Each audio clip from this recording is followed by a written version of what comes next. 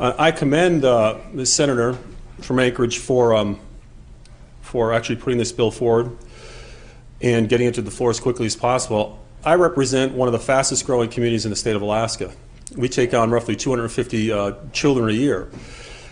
Our own superintendent actually said this is something that also needs to happen, knowing that down the road we may need to revisit this.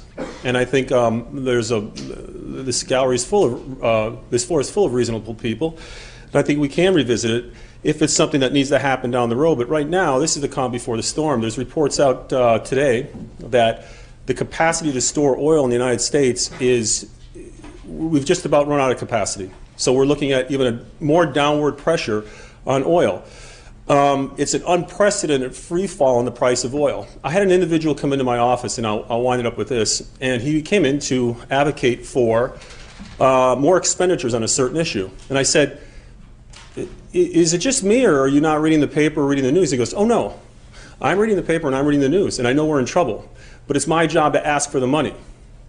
And when I looked at him, he said, but it's your job to say no, given the situation.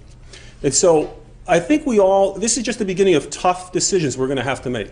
This is the beginning of not just theoretical discussions, but actual hard discussions.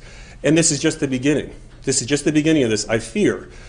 In the 80s, when we talked about reimbursement for debt, we had increasing production, and we peaked at 2 million barrels in 1989 when the price was lower than it should have been.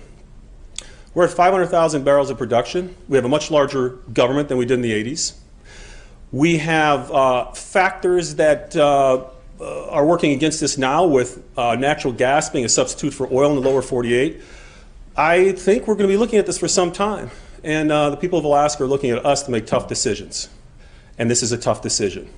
So I would urge the body to oppose the amendment, and we work together to get our way out of this situation. Thank you.